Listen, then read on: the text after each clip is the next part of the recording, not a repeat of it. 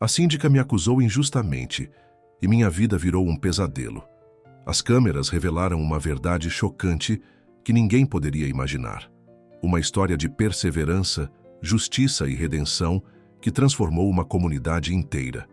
Prepare-se para uma revelação surpreendente que fará você questionar quem realmente merece sua confiança. Se inscreva no canal, deixe seu like e comente de qual cidade você está assistindo esta incrível história real. Vocês já sentiram aquela sensação de quando o mundo inteiro parece conspirar contra você? Pois é, eu achava que essa era só uma frase dramática que meus alunos adolescentes usavam quando tiravam notas baixas. Mas a vida tem um jeito hilário de nos ensinar que, às vezes, sim, existe uma conspiração real acontecendo debaixo do seu nariz. E a minha história? A minha história é daquelas que você conta num chá da tarde e ninguém acredita. Depois de 20 anos ensinando literatura para adolescentes que preferem TikTok a Machado de Assis, eu finalmente tinha me libertado de um casamento que estava mais morto que as obras obrigatórias do vestibular. Sabe quando você passa tanto tempo vivendo no piloto automático que nem percebe que está infeliz? Pois é, aos 45 anos, professora respeitada, eu decidi que era hora de virar a página. E olha que de metáforas literárias eu entendo.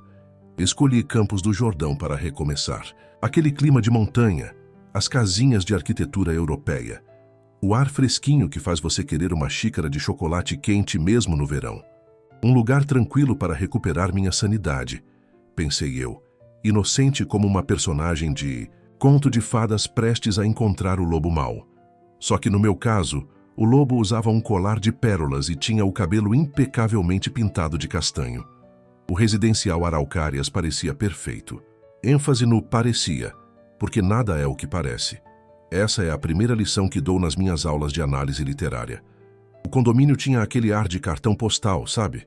Prédios bem cuidados, jardins com flores que pareciam saídas de um catálogo, e vizinhos que sorriam educadamente nos elevadores. Ah, e uma síndica.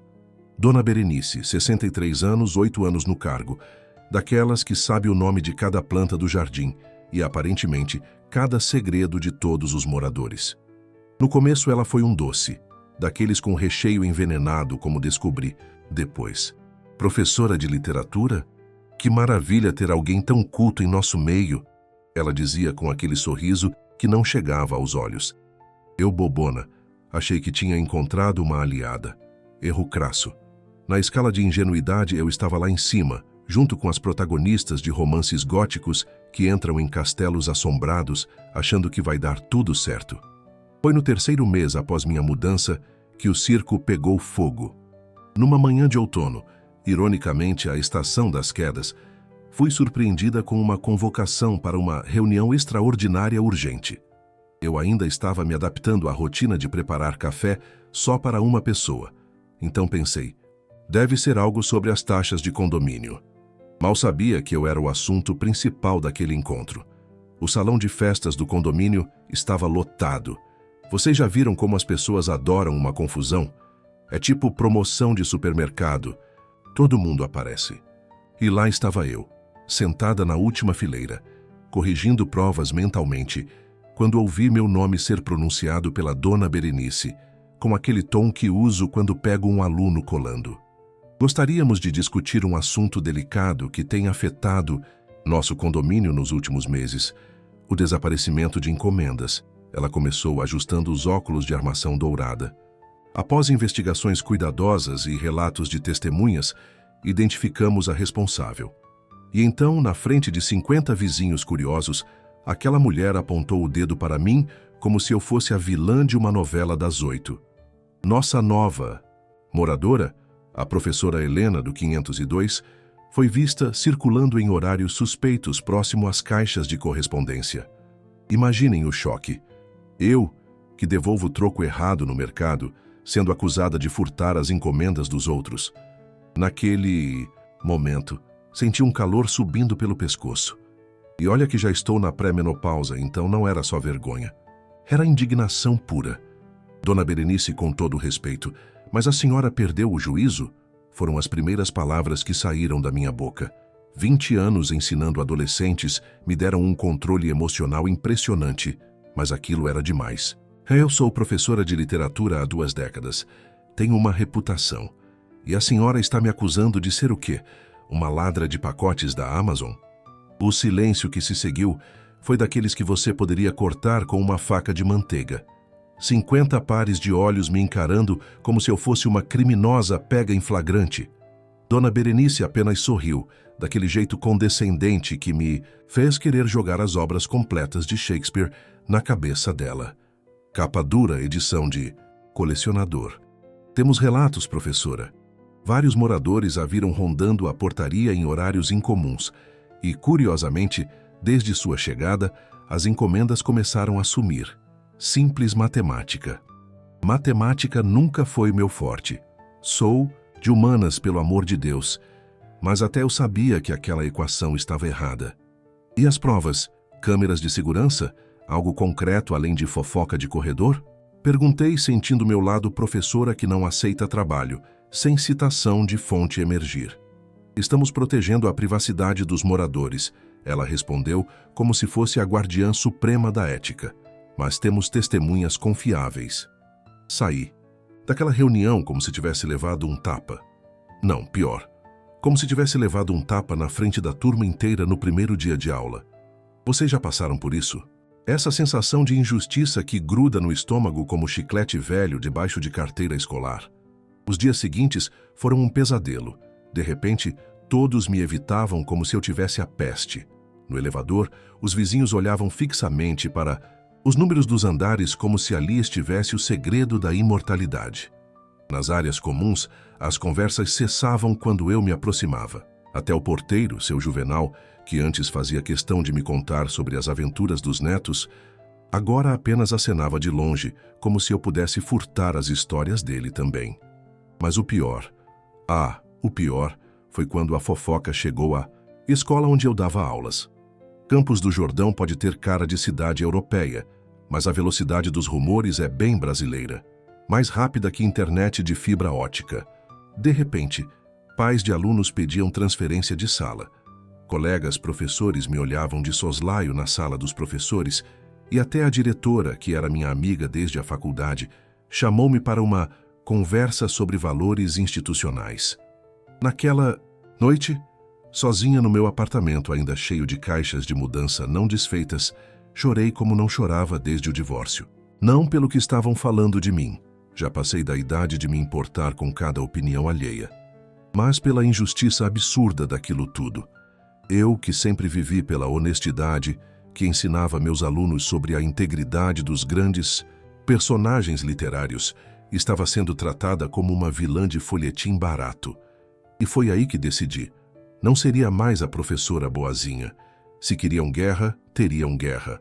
Porque se tem uma coisa que aprendi com a literatura, é que as melhores reviravoltas acontecem quando o protagonista parece encurralado. Primeiro, tentei as vias oficiais. Solicitei acesso às filmagens das câmeras de segurança. Problema técnico, foi a resposta da síndica. Pedi uma nova reunião para me defender. Agenda lotada, ela disse. Tentei conversar com outros moradores. Portas na cara, literalmente. Era como se eu estivesse presa em um conto de Kafka, lutando contra um sistema invisível e absurdo. Não sei se vocês já se sentiram assim, mas é como tentar nadar contra a correnteza com as mãos amarradas. Exaustivo e aparentemente inútil. Até que o destino, ou talvez a justiça poética, resolveu me dar uma mãozinha na forma de um ex-aluno. Foi durante o Festival de Inverno de Campos do Jordão. Eu estava lá sozinha, tentando me distrair com um concerto de música clássica. Depois de semanas sendo tratada como pária, aquele momento anônimo na multidão era um alívio. Foi quando ouvi: "Professora Helena, é você mesmo?" Me virei e dei de cara com Mateus, um ex-aluno que eu havia ensinado uns 10 anos atrás. Daqueles alunos brilhantes que você sabe que vão longe. E foram. Ele agora trabalhava com segurança digital, daqueles empregos modernos que nem existiam quando comecei a dar aulas.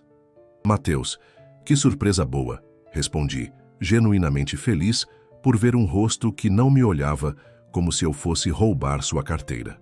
Conversamos, durante o intervalo do concerto, sobre livros, música, vida, e então, talvez pela necessidade desesperada de desabafar com alguém que não fosse meu reflexo no espelho, contei minha situação. Sem drama, sem vitimismo, só os fatos.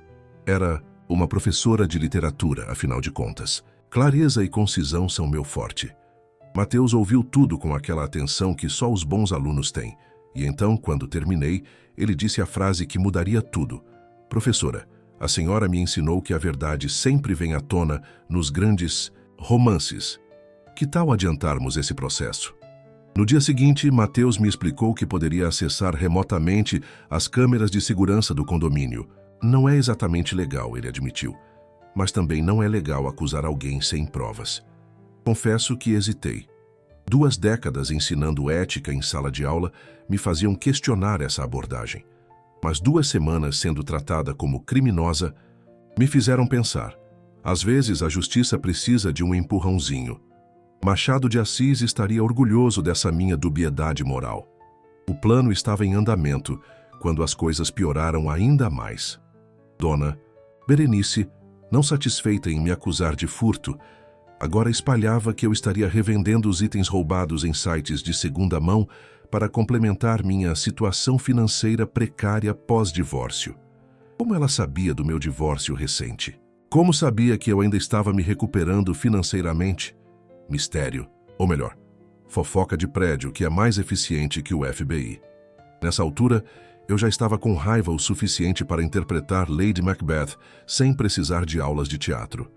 Mas tentava manter a compostura, porque se tem uma coisa que a literatura me ensinou é que a vingança precipitada sempre acaba mal para o vingador. Foi na festa junina do condomínio, aquelas que todo mundo vai só para observar os outros e comer sem culpa, que tive minha primeira aliada. Marina, uma jovem mãe solo do Bloco B, veio até mim enquanto eu estava sozinha, fingindo que a maçã do amor que eu comia era a coisa mais interessante do mundo. Também fui vítima dela, disse Marina, sentando-se ao meu lado com uma criança de uns 5 anos no colo. A Berenice, desde que me recusei a apoiar o aumento do condomínio para reformar a sauna que só ela usa. Olhei para ela surpresa. Como assim? Começaram a sumir correspondências minhas. Depois vieram reclamações falsas sobre barulho no meu apartamento. É o padrão dela. Isolar quem discorda. Naquele momento, senti algo que não sentia há meses. Esperança. Não estava louca nem paranoica. Havia um padrão. E onde há padrão, há possibilidade de prova. As notas começaram a aparecer na minha porta. Pequenos pedaços de papel sem assinatura, indicando horários. Observe o portão de entregas, terça, 14h30. Ou, câmera do elevador, sexta, 22 horas. Demorei para descobrir que era o zelador, seu Antônio, um senhor discreto que via tudo, mas falava pouco. Ele também estava farto da síndica, mas dependia demais do emprego para se manifestar abertamente. Como uma boa professora de literatura, eu comecei a juntar essas peças. As notas, as conversas com Marina, os padrões. Estava construindo meu próprio romance de investigação, só que, infelizmente, eu era a protagonista, não a leitora confortavelmente instalada em uma poltrona. E então, 4 meses após a reunião fatídica, Mateus conseguiu. As imagens das câmeras chegaram num pendrive entregue discretamente durante outro concerto do Festival de Inverno. A senhora não vai acreditar, ele disse. Assista sozinha. Aquela noite, sentada na frente do meu notebook, com uma taça de vinho barato nas mãos, porque professor não ganha para vinho caro, vocês sabem. Assisti às filmagens. E foi como uma daquelas reviravoltas da página 300 de um romance. A própria Dona Berenice era a culpada. As imagens eram claras. Ela, com suas unhas perfeitamente feitas e seu blazer impecável, desviando encomendas. Não todas, apenas algumas específicas. Após observar o padrão por horas, percebi. Ela mirava apenas nos pacotes de certos moradores. E adivinha só? Todos que tinham votado contra ela na última eleição para a síndica. Mesquinho? Sim. Criminoso? Também. Surpreendente? Nem tanto quando você pensa bem. O poder corrompe, como diria Lord Acton, ou qualquer personagem de Game of Thrones. Meu primeiro impulso foi correr para o grupo de WhatsApp do condomínio e soltar tudo, mas anos ensinando estratégias narrativas me fizeram perceber. Isso exigia uma abordagem cuidadosa. Dona Berenice tinha influência na cidade, amigos em posições estratégicas, e eu era a recém-chegada com fama de ladra. Precisava ser mais esperta que a antagonista da minha própria história. Comecei a montar um dossiê, metódica como... Só pergunte aos meus alunos sobre meus calendários de provas. Organizei as evidências, cruzei datas, identifiquei padrões e, no processo, descobri mais. Contratos de manutenção superfaturados com empresas que, coincidentemente, pertenciam ao sobrinho dela. Seguros desnecessários com a corretora da irmã. Uma pequena rede de corrupção familiar financiada pelo nosso condomínio. Durante esse tempo, continuei sendo evitada, continuei ouvindo cochichos pelos corredores, continuei vendo pais retirando seus filhos das minhas turmas. Mas agora, eu sorria internamente. Como diria Hamlet, tenho o teatro dentro de mim, embora no meu caso, o teatro fosse mais um plano de exposição digno de Agatha Christie. Enquanto isso, fiz amizade com Marina e outras pessoas prejudicadas por Berenice. Um pequeno grupo de resistência foi se formando, reunindo-se discretamente no meu apartamento para tomar chá e planejar. Éramos como um clube do livro, só que o livro era Como Derrubar uma Síndica Corrupta em 10 Passos. O zelador, seu Antônio, também passou a contribuir mais ativamente, embora sempre com medo de perder o emprego que sustentava seus netos. A dona Berenice já fez isso com outros antes da senhora. Ele me contou em uma de nossas conversas escondidas na lavanderia. Mas ninguém nunca juntou provas como a senhora está fazendo. 6 meses depois da acusação inicial, chegou o momento que eu tanto planejara, a assembleia para a reeleição da síndica. O salão de festas estava decorado para o Natal, porque em Campos do Jordão o Natal começa em novembro, só termina em março, e todas as cadeiras estavam ocupadas. Dona Berenice, confiante como sempre, presidia a reunião com seu conjunto de tweed que parecia saído de um catálogo dos anos 90. Antes de iniciarmos a votação, ela anunciou: gostaria de destacar algumas realizações da minha gestão. Foi quando levantei a mão. Com licença, dona Berenice, creio que todos aqui gostariam de ver um pequeno vídeo antes de votar. O olhar que ela me lançou foi digno de uma vilã de novela mexicana, mas era tarde demais. Com a ajuda de Mateus, que estava coincidentemente visitando sua antiga professora, conectamos um notebook ao projetor do salão. E ali, na tela grande, começou o show. Berenice furtando encomendas, Berenice manipulando correspondências, Berenice instruindo funcionários a ignorar reclamações de certos moradores. O silêncio no salão era tão denso que dava para cortar, com faca. E então, como numa aula quando um aluno faz uma pergunta particularmente provocativa, o burburinho começou. Olhares de choque, de indignação e muitos mesmo, de vergonha, de quem havia me condenado sem provas. Isso é invasão de privacidade, gritou Berenice, o rosto vermelho como as bolinhas da árvore de Natal artificial ao seu lado. Essas imagens foram obtidas ilegalmente. Assim como as encomendas dos seus vizinhos foram obtidas ilegalmente por você, respondi, com a calma, de quem acabou de explicar o desfecho de Dom Casmurro para uma turma de adolescentes céticos. E então, algo inesperado aconteceu. Berenice Aquada fez o que muitos vilões fazem quando encurralados, confessou. Mas não de um jeito arrependido. Não, ela confessou com orgulho. Vocês acham que isso é um condomínio democrático? Ela riu, um riso amargo de quem não tem. Mais nada a perder. Eu só estava dando uma lição a quem votou contra mim na última eleição. Essas pessoas não merecem o mesmo tratamento que meus apoiadores. Lealdade tem seu preço. O choque foi geral. Uma coisa é desconfiar que sua síndica é corrupta. Outra, bem diferente, é ouvi-la declarando abertamente que estava punindo moradores por escolhas democráticas, especialmente num salão cheio de senhoras idosas que dependiam de encomendas de medicamentos e lembranças dos netos distantes. E por que me escolheu como bode expiatório? Perguntei, embora já imaginasse a resposta. Você era perfeita. Ela respondeu com um sorrisinho condescendente. Recém-chegada, sem aliados, divorciada e meio desesperada. Quem acreditaria em você contra mim, que estou aqui há décadas? O que ela não sabia é que, como boa professora de literatura, eu sempre torci pelos personagens subestimados. São eles que promovem as melhores reviravoltas. A reunião, que deveria ser de reeleição, transformou-se em uma votação de destituição imediata. Pela primeira vez em 20 anos, o residencial Araucárias teria uma mudança não programada de administração. E os olhares não estavam mais cheios de suspeita quando se dirigiam a mim. Agora havia algo diferente.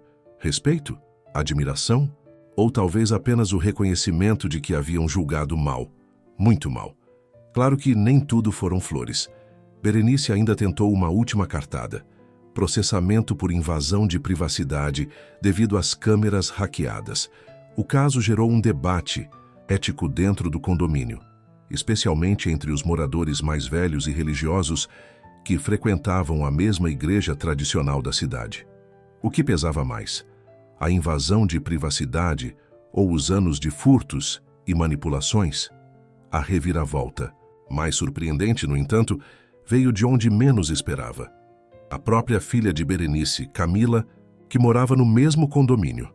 "Estou cansada das atitudes da minha mãe", ela declarou em uma reunião posterior.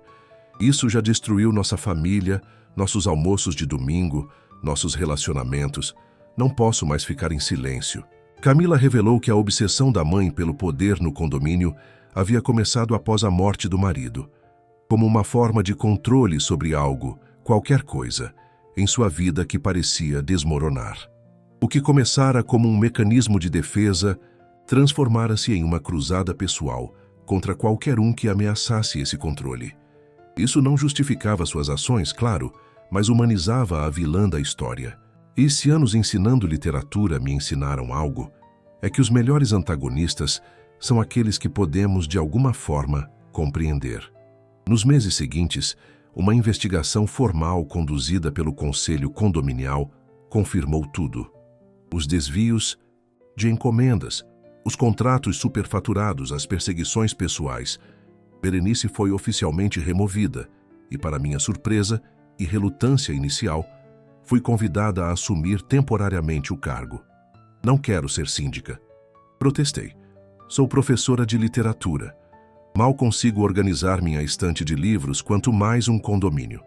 "É exatamente por isso que você é perfeita", argumentou Marina.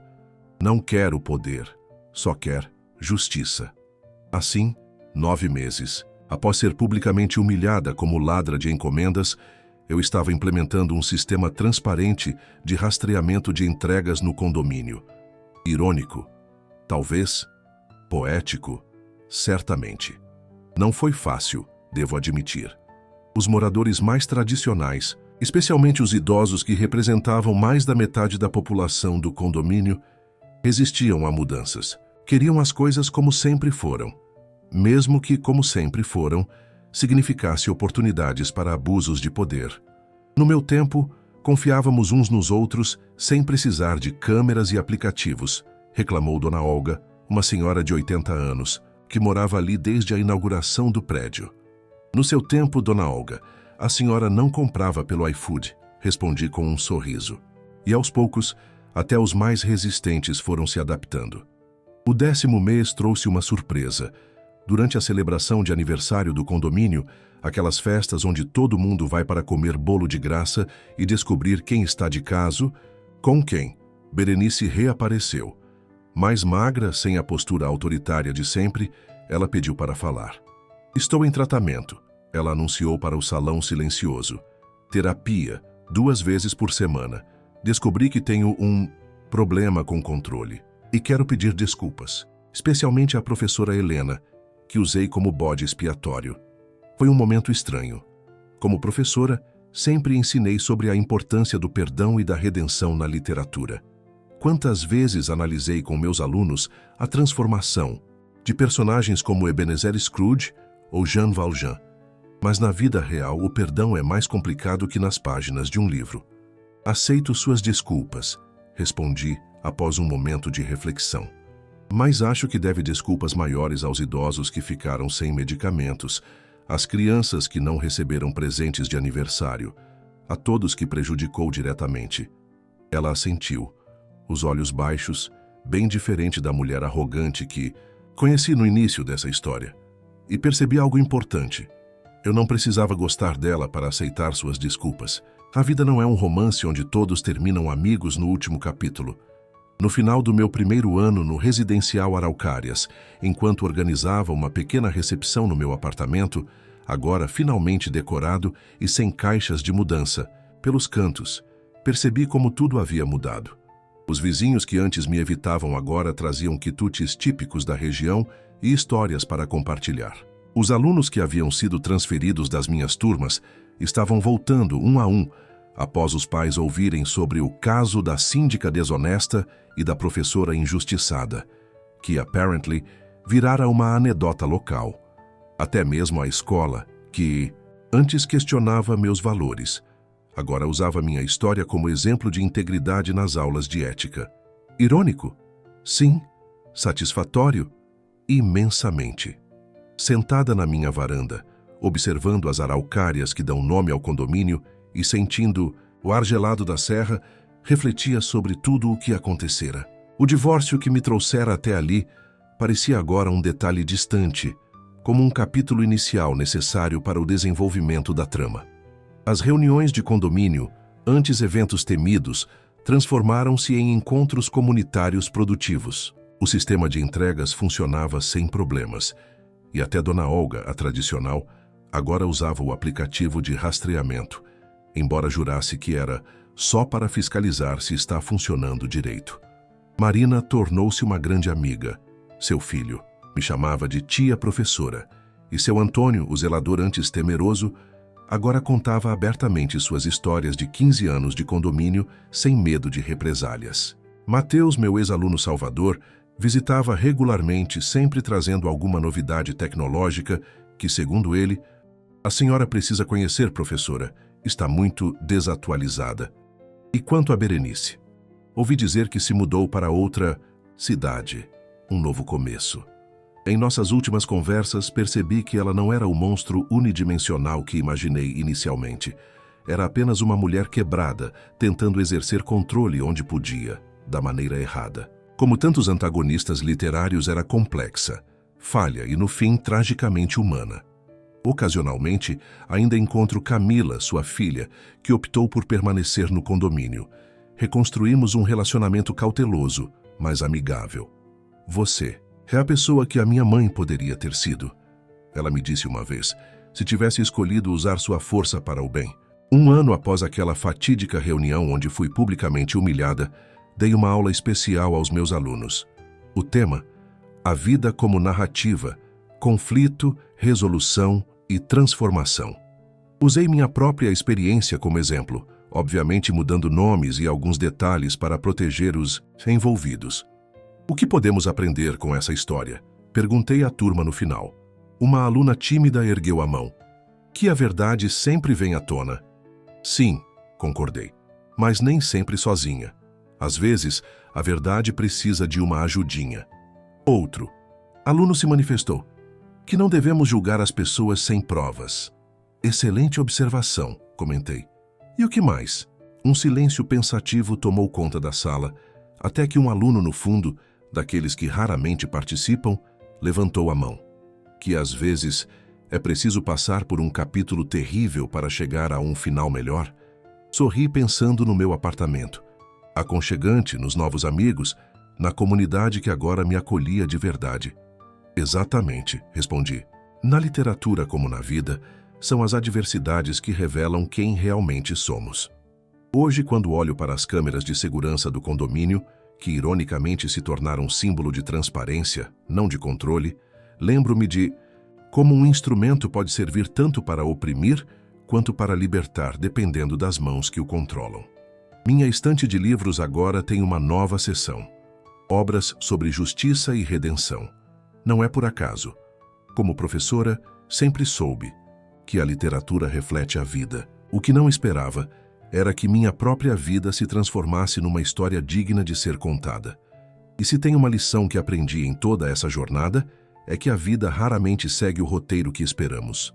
Às vezes, somos protagonistas, outras coadjuvantes. Por vezes, enfrentamos vilões externos.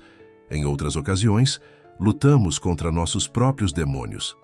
Mas no final, como nos melhores romances, o que importa não é apenas chegar ao desfecho, mas como fomos transformados pela jornada. E eu, bem, passei de vítima a heroína da minha própria história. E se isso não é um final digno de literatura, então não sei o que seria. Ah, e aquele apartamento no residencial Araucárias continua sendo meu lar. Só que agora, quando recebo encomendas, sempre faço questão de agradecer pessoalmente ao entregador. Afinal, nunca se sabe quando um simples pacote pode desencadear toda uma saga. E a saga, queridos, continua, porque a vida, como a boa literatura, nunca acaba realmente. Apenas viramos a página para um novo capítulo.